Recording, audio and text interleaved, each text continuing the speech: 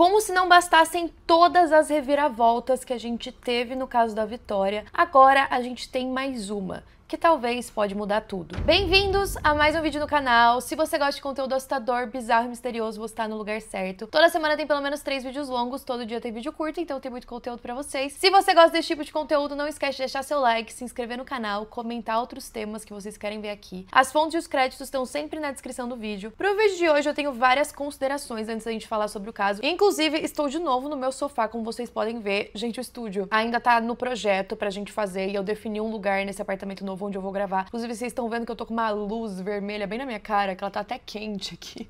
Mas sei lá, eu acho esse cantinho da casa aconchegante. Sem mais enrolação, bora pra história.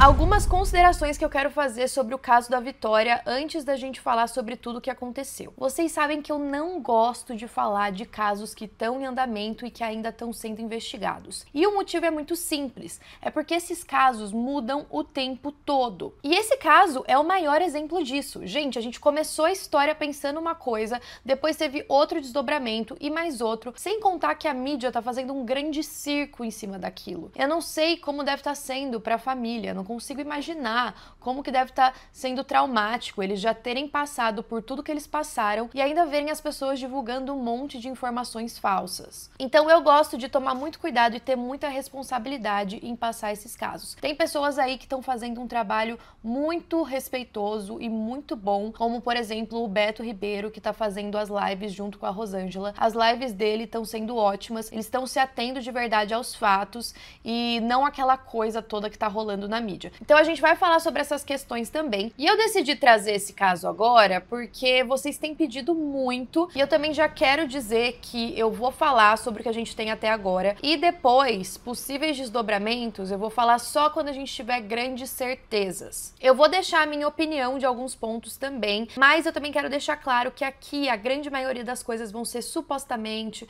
pelo que parece, por como a investigação tá andando agora, porque de novo, tudo pode mudar quando a gente tiver resultados de exames ou até mesmo outras testemunhas e outros suspeitos que vierem à frente. Então, dito isso, agora sim, vamos começar. Cajamar é um município brasileiro que fica no estado de São Paulo. Fica na região metropolitana da capital, a micro-região de Osasco, e de São Paulo mesmo é distante cerca de 29 quilômetros. Um dos pontos mais altos do município é o Morro da Placa, com 1.083 metros. E esse morro atrai muita atenção de aventureiros, tem muita gente que vai para o local para fazer trilhas, o que significa que o município também tem várias regiões de mata, regiões mais ermas, mais escuras, que não tem tantas câmeras de segurança e muito menos iluminação. O bairro de Ponunduva fica nessa região. Era nesse bairro que a garota de 17 anos, Vitória Regina, morava com os pais. A Vitória era considerada pelos familiares e amigos como uma alma muito bondosa. Ela era muito vaidosa, ela adorava o cabelo dela, ela adorava se maquiar, e desde muito nova ela era ambiciosa no sentido de querer trabalhar, de querer ter as coisas dela, o dinheiro dela, principalmente porque os pais, apesar de oferecerem diversas coisas para ela, não tinham tantas condições financeiras assim. Então tinham alguns itens que a Vitória queria comprar que os pais não poderiam oferecer, mas para ela aquilo não era um problema. Ela não se importava em trabalhar para conseguir aquilo. Então quando ela tinha 15 anos, ela pediu pro pai dela se ela poderia trabalhar em uma padaria ali da região. Ele autorizou e ela entrou ali como jovem aprendiz. Ela era considerada uma ótima funcionária, tanto que depois ela foi efetivada ali, se eu não me engano, ficou trabalhando durante um tempo. Ela foi ganhando o dinheiro dela e essa padaria era um pouco mais próxima do local onde ela morava. Mas aí ela decidiu que ela queria mudar de emprego e um outro emprego que ela encontrou foi trabalhando no caixa de um restaurante do shopping de Cajamar. Só que esse emprego era bem mais longe da casa dela. Então, todos os dias, para chegar até o shopping, a Vitória precisava pegar transportes públicos, que eram 2 ônibus. Para fazer todo esse trajeto, ela demorava cerca de 2 horas, o que é um pouco complicado, porque a gente imagina que o turno ali do shopping acaba às 10 horas da noite, que é o horário que o shopping fecha, e aí depois ela precisava fazer todo o trajeto de volta, já muito tarde da noite, chegando na casa dela por volta de meia-noite. Então, como que funcionava? Ela pegava o primeiro ônibus que saía do shopping e deixava ela em em um outro ponto onde ela saía e precisava pegar o segundo ônibus. Esse segundo ônibus entrava próximo ao bairro onde ela morava, de Ponunduva, mas ainda não deixava ela tão perto de casa. Tinha um caminho que, se ela fosse percorrer a pé, ela demoraria cerca de 15 minutos. Mas esse caminho é um pouco complicado, porque, como eu falei, o local era bem pouco iluminado e passava por uma área ali meio estrada de terra, meio mata. Para ela não ter que passar por esse trajeto, o pai dela buscava ela nesse segundo ponto de ônibus. Mas no dia 26 de fevereiro de 2025, o pai dela estava com o carro quebrado, então ele não pôde buscá-la. Além disso, o pai da Vitória, ele tem algumas questões de saúde que o carro era adaptado para ele conseguir andar. Ele anda de muletas também. Então não era simplesmente qualquer carro que ele poderia pegar para ir buscá-la. Ele também estava fazendo de tudo para que o carro fosse consertado o mais rápido possível. Então seria, sei lá, de repente só aquela noite que a Vitória ia precisar voltar sozinha, no dia seguinte eles já iam voltar para a rotina normal. Acho que essa foi uma das grandes questões do caso. Muitas pessoas estavam julgando o pai dela por não ter podido buscá-la naquele dia, mas logo a gente vai falar mais sobre isso. Primeiro que não é culpa do pai, a gente sabe, e também da forma que os eventos se desdobraram.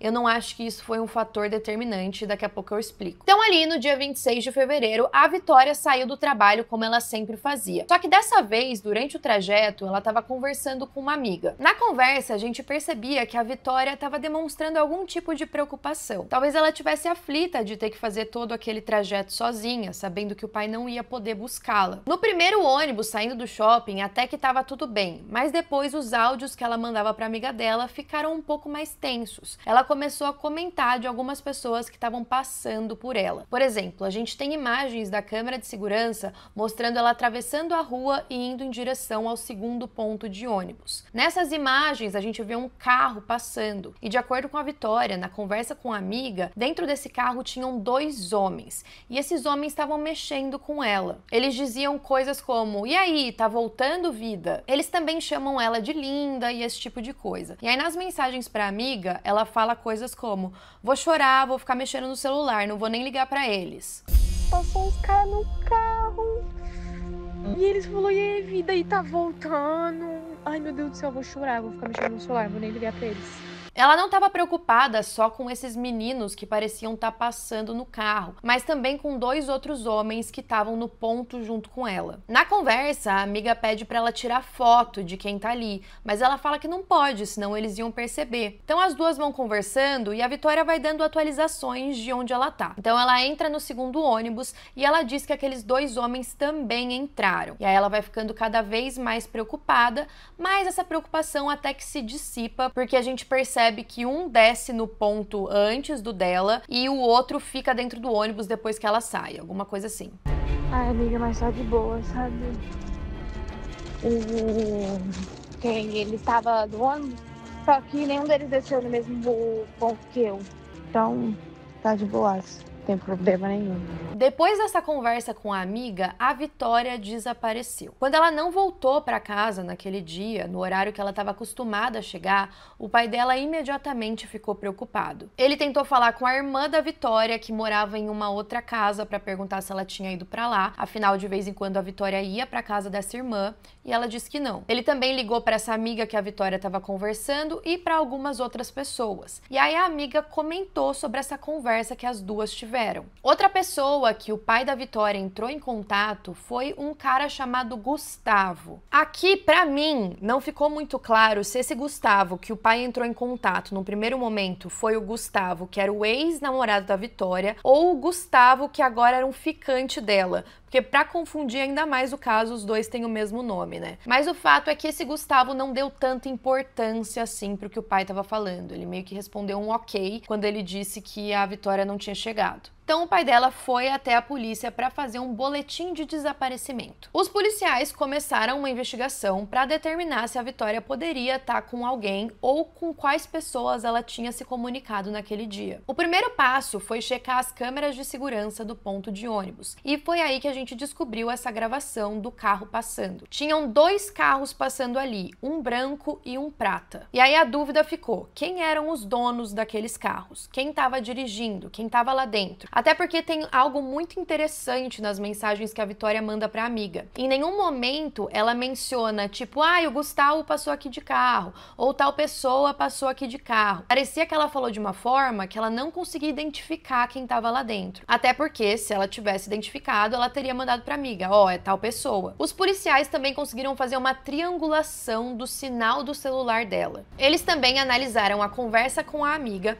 e descobriram que a Vitória tinha mandado mensagem para outras pessoas naquele dia pedindo carona de volta para casa. Duas dessas pessoas foram o Gustavo, ex-namorado, e o Gustavo, ficante. Para um deles, inclusive, ela falou que nem precisava deixar ela em casa, que ela podia ficar na casa dele e depois ela ia para casa dela. Então dava para ver que ela estava realmente com medo de voltar sozinha. Esse Gustavo, ex dela, eles teriam ficado juntos por cerca de 4 meses. E aí ele deu um depoimento dizendo que ele só percebeu que a Vitória estava querendo carona por volta da 1 da manhã, só que ele estava com outra mulher, e aí ele só foi se perguntar se a Vitória estava bem ou não por volta das 4 da manhã. O Gustavo também teve um comportamento meio esquisito nas redes sociais depois que esse caso veio à tona. Ele postou que ele estava em casa, que ele estava bem, que ele estava solto. Parece que ele postou aquilo para que as pessoas compartilhassem que ele não tinha sido preso. E ele também disse que ele não teve um relacionamento com a Vitória, que eles eram amigos. E aí esse caso foi todo assim, gente. A pessoa falava uma coisa e depois falava outra. Daí a gente achava uma coisa, daí depois achava que era outra. Então é bem complicado. Durante as buscas, os policiais começaram a vasculhar toda aquela região que eu falei para vocês, que é uma região que tem bastante mata.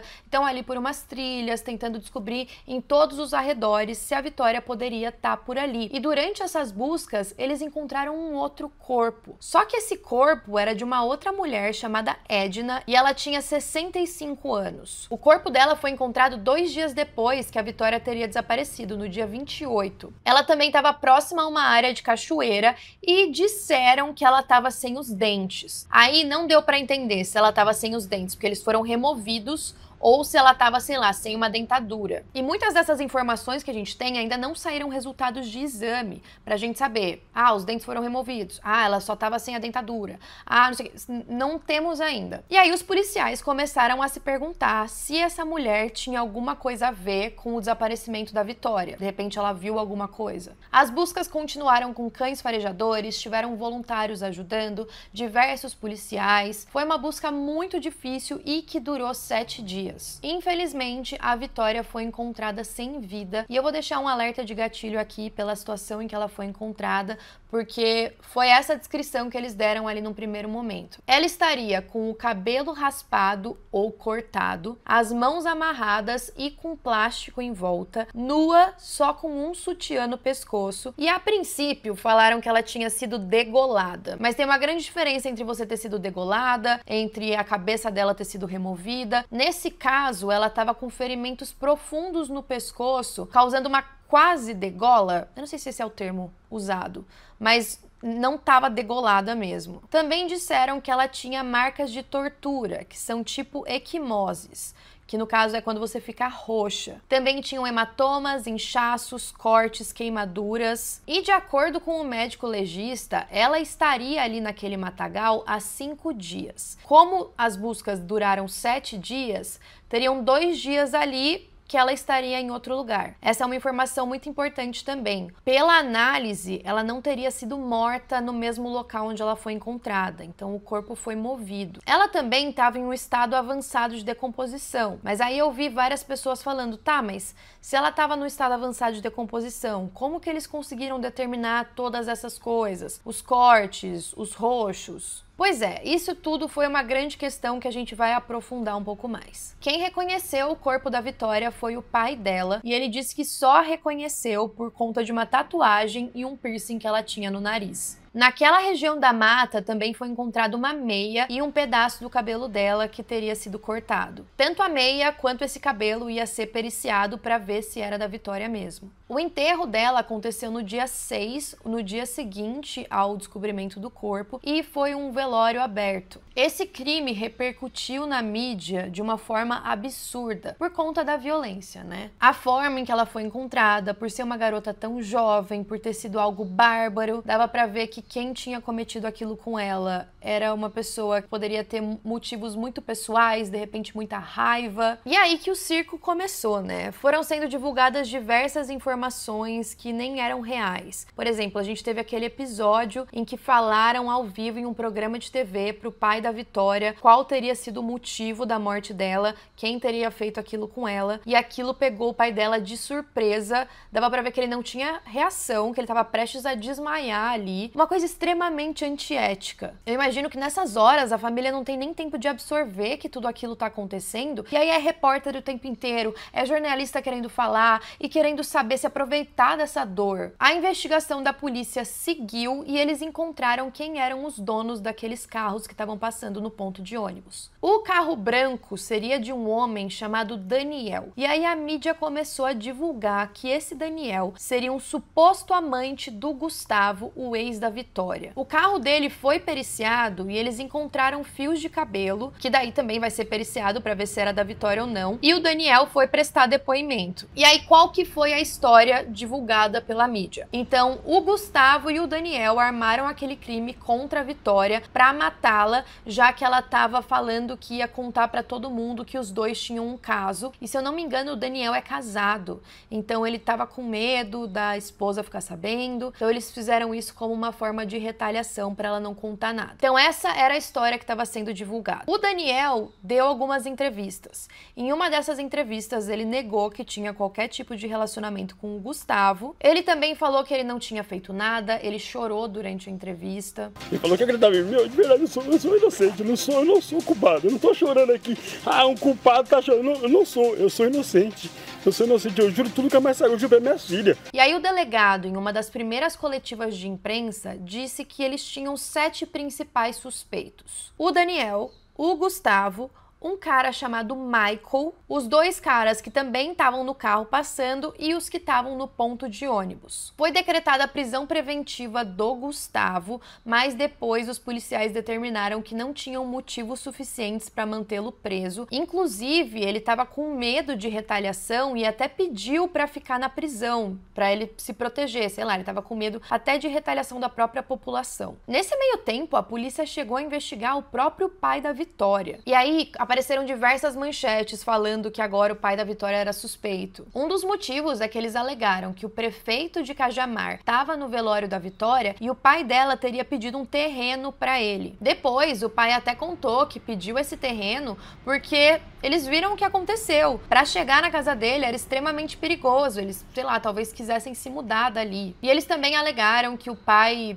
trocou várias mensagens com a filha naquele dia, mas não tinha nada fora do normal para eles desconfiarem. Agora, vamos voltar pro Michael, porque foi por conta do Michael que essa história teve uma grande reviravolta. Em primeiro lugar, vocês lembram da Edna, aquela mulher de 65 anos que também foi encontrada morta? Alguns boatos disseram que a Edna chegou a trabalhar na casa do Michael por um tempo. Talvez teria supostamente uma relação ali. Mas o Michael também era dono do carro prata, que passou ali no ponto. Quando o carro dele passou pela perícia, eles identificaram uma grande quantidade de sangue no porta-malas. Quando ele foi dar depoimento na delegacia, a princípio ele disse que tinha passado a noite com a esposa e tinha chegado em casa às 10 horas. Só que a esposa dele falou que era mentira. Ela falou que ela tinha passado a noite com a mãe dela e que sabia que o Michael tinha voltado para casa por volta da 1 da manhã. E não só isso, a gente também teve depoimentos dos vizinhos. Eles viram uma movimentação estranha na casa do Michael naquela noite. Eles disseram que foi a primeira vez que ele colocou o carro para dentro de casa, que normalmente ele deixava fora. Eles também teriam ouvido uma gritaria lá dentro, dizendo que o Michael estava fora de si e que parecia ter mais gente ali. Ele também limpou a casa toda naquele dia. Então a polícia falou, opa, peraí, o depoimento dele tá esquisito, não bate com o álibi que ele tá falando, tem sangue no carro dele, vamos decretar uma prisão preventiva. E aí, tanto a perícia do carro quanto a prisão do Michael também foi televisionada, foi um grande circo. No dia 8, ele estava preso preventivamente e na casa dele também foi encontrado sangue no banheiro, mesmo depois dele ter limpado. Ele também disse que teria levado o carro para lavar. E aí fica aquela coisa, tá, mas quem lavou esse carro? Quem lavou esse carro viu que tinha sangue. A pessoa não tem nada pra falar sobre? No celular dele também tinham coisas extremamente comprometedoras. Ele tava mandando mensagens tipo: fui filmado, agora ficou ruim. Fui filmado a 1h30 e às 4 horas, agora ficou ruim. Também tinham buscas no Google de como limpar uma cena de crime. Agora, vejam bem, a polícia, no início, desconfiava que o crime poderia ter algum vínculo com alguma facção criminosa pelo cabelo da Vitória estar cortado. Só que eles meio que descartaram essa hipótese, talvez alguém quis fazer aquilo pra desviar a investigação e achar que poderia ter sido alguma outra coisa. Também tiveram pessoas aí na internet que já fizeram, ou sei lá, se fazem parte dessas facções, falando que não é isso que eles fazem, que se corta o cabelo, não mata a pessoa depois. Não sei, não entendo disso. E o cabelo dela também tá sendo um grande alvo de controvérsias, porque tem pessoas falando que, na verdade, o cabelo não foi cortado, que foi por conta da decomposição do corpo que ele ficou assim. Então, toda hora a gente tá indo e voltando com essas informações mais chocantes. Ah, importante mencionar que o Gustavo, o ficante da Vitória, foi investigado, mas ele já parou de fazer parte da investigação, ele foi liberado. E aí a linha da investigação tava levando a gente a ter mais suspeitas do Michael. O Daniel, inclusive, ele também falou mais, ele falou que ele tinha recebido informações de uma pastora de onde o corpo da Vitória tava, e ele até foi procurar o corpo dela. Ele falou também que a polícia tinha mentido em vários momentos. Fora o que a gente já mencionou da Vitória, com outros exames, foi descoberto que ela teria em substâncias entorpecentes no corpo dela. E aí a gente não sabe se eram substâncias que ela tinha tomado por livre e espontânea vontade ou se ela teria sido obrigada a isso. E também teriam sinais de que ela teria sido abusada, mas também é algo muito complicado, porque a princípio tinham falado que encontraram sêmen de mais de um homem no corpo da Vitória. Depois falaram que não tinha, que ela não tinha sido abusada. Então, vocês percebem como o caso está indo e voltando? Parece que as informações, sei lá, estão sendo repassadas ali, cada pessoa vai e fala pra mídia uma coisa e divulga, depois volta atrás. E também foi isso que aconteceu quando o Michael decidiu começar a falar. Outra coisa importante que foi encontrada no celular dele que eu esqueci de mencionar é que tinham fotos da Vitória e também tinham fotos de diversas outras garotas salvas. E dava pra ver que o Michael tinha um tipo, sabe? Tipo um perfil de garota que talvez ele gostasse. Os policiais até entraram em contato com todas essas garotas e todas tão bem. E aí, como eu mencionei, o Michael teria decidido falar. Ele disse que a Vitória estava chantageando contar pra esposa dele que os dois tiveram um casinho um tempo atrás. Não era nem um casinho. Ele disse que eles tinham, sei lá, se beijado uma vez. Esse caso nunca foi muito confirmado, a não ser pelo que ele fala. Então ele falou que naquela noite ele nem estava procurando a Vitória, mas que ele passou de carro nos locais onde ela poderia estar, e aí ele ofereceu uma carona. Ela teria aceitado e entrado no carro dele por livre e espontânea vontade, de acordo com ele. Você deixou ela assim? Não. Você desconfia que alguém pode te ter ido lá mexer no corpo? Não sei. Porque quando eu deixei, ela ficou enterrada. Depois de algum tempo ali no trajeto, ele disse que eles andaram um pouco de carro e ele teria tentado investir nela, talvez beijar ela, mas ela o repeliu e teria arranhado ele nos braços. Desde que o Michael chegou na delegacia, ele estava com essas marcas de arranhão. De acordo com ele tinha uma faca que ele sempre levava no carro e aí, por impulso, ele pegou essa faca e a esfaqueou. De acordo com ele também, teriam sido 2 facadas, uma no tórax e uma no pescoço.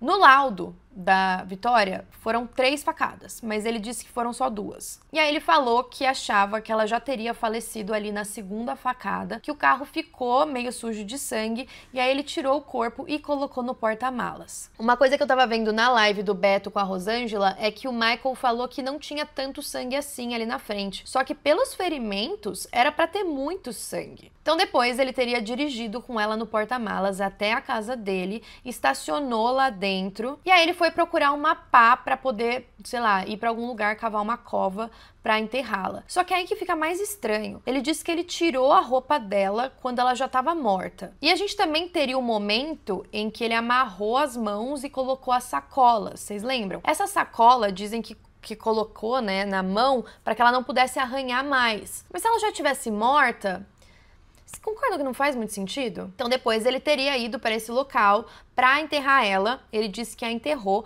e colocou 2 pedaços grandes de concreto em cima da cova. E aí ele voltou para casa, foi dormir, disse que não dormiu muito, acordou no dia seguinte, 7 da manhã, foi trabalhar e voltou às 5 da tarde. Antes, ali quando ele voltou para casa, ele também disse que limpou o banheiro, limpou o carro e que teria levado o carro no lava-jato. E aí começaram a questionar, tá, mas e o cabelo dela cortado? E essas outras coisas? Ele falou que ele não tinha feito nada daquilo e quando perguntaram se alguém poderia ter ido até o local e feito o restante das coisas, ele falou que ele não sabe. Outra coisa que ele disse é que ele estava usando uma balaclava, ou é balaclave?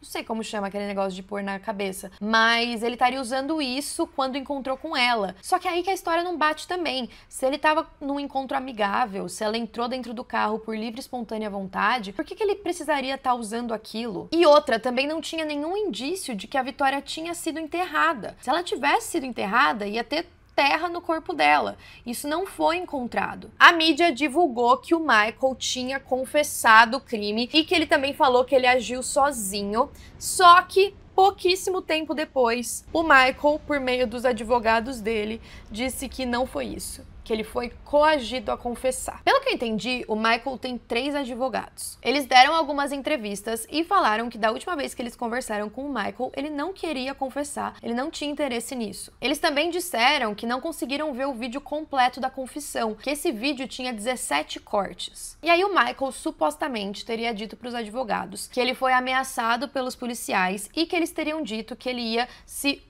de qualquer jeito, que se ele não confessasse, eles iam dar um jeito de colocar a mãe dele no meio, a esposa, falar que uma delas que limpou a cena do crime. E aí, para livrar a família dele, ele teria inventado uma história. O advogado da família da Vitória e o pai dela também não acreditam que o Michael teria cometido o crime sozinho. No telefone da esposa, parece que encontraram alguns registros dos dois trocando mensagens na madrugada do dia 27 de fevereiro também. Com relação a Edna, teriam dito que a causa da morte dela foi por causas naturais. O que também é bem estranho, né? Tipo, mesmo que tenha sido uma morte por causas naturais, o que ela ia estar fazendo no meio daquela mata? Agora, minha opinião sobre a questão do Michael. Eu acho que ele tem algum tipo de envolvimento, até porque tinha sangue no carro dele, ele também mentiu ali do que ele estava fazendo naquela noite, tinham as fotos da Vitória no telefone, o que é muito suspeito, mas eu não acho que ele agiu sozinho. Por conta de todas essas controvérsias, a polícia vai fazer uma reconstituição da morte dela. Inclusive, no sábado, no dia 22, amigos e familiares da Vitória fizeram uma manifestação com várias faixas e cartazes em frente à delegacia de Cajamar, apontando várias inconsistências na confissão do Michael e também pedindo mais investigações. De acordo com o advogado da família, matar dentro do carro e a perícia não identificar nenhuma mancha de sangue é menosprezar o trabalho da polícia científica, a menos que ele tenha matado em outro carro. Causaria estranheza querer fechar a investigação com uma dúvida dessa. De acordo com ele, a reconstituição pode evidenciar que em algum momento ele teve a ajuda de outra pessoa. Parece também que foi agendada uma perícia psiquiátrica para o Michael, mas enfim, essas coisas ainda estão se desdobrando. Até agora são essas as informações que a gente tem, mas basicamente, a Vitória foi encontrada morta, a gente tem alguns suspeitos, a confissão de um deles foi bem estranha e talvez precise de mais investigações, e eu acredito que a gente vai ter novos desdobramentos nos próximos dias e semanas. É sempre bom lembrar que existem boatos de que a Edna trabalhou na casa do Michael, apesar de não ser nada muito concreto, mas colocaria uma relação ali entre o Michael, a Vitória e a Edna. Talvez a morte dela pudesse ainda ter alguma relação, apesar de terem falado que foram causas naturais. Agora, o que eu mencionei no começo do vídeo, que eu não achava tão importante assim, o pai da Vitória não ter podido buscar ela aquele dia no ponto, é que eu acredito que num caso desses, se a pessoa queria emboscar a Vitória de alguma forma, se queria encontrar ela sozinha, independente, o pai poderia ter ido buscar ela naquele dia e a pessoa ia encontrar uma outra forma de encontrá-la sozinha de novo. Por isso que eu acho que ele ter ido, não ter ido, poderia não ser naquele dia, mas talvez seria em outro, infelizmente. Mas eu quis trazer esse caso aqui pra vocês, pra tentar trazer essa linha do tempo, algumas questões que estão gerando muita dúvida e também pedir pra vocês ficarem sempre atentos às fontes, a como a informação está sendo divulgada, a tomar muito cuidado com o que vai ser passado, até porque a gente precisa respeitar a família, o sofrimento que eles estão sentindo e também a busca pelos culpados, que é a maior preocupação agora. Então, quero deixar claro também que tem informações aqui que a gente já consegue confirmar, mas muitas delas estão meio que no ar. Pode ser, pode não ser, e eu espero vir aqui fazer um vídeo completo mais pra frente, com tudo nos fatos mesmo, que a gente vai ter comprovado. Então, comentem aí o que vocês acham disso tudo e até a próxima.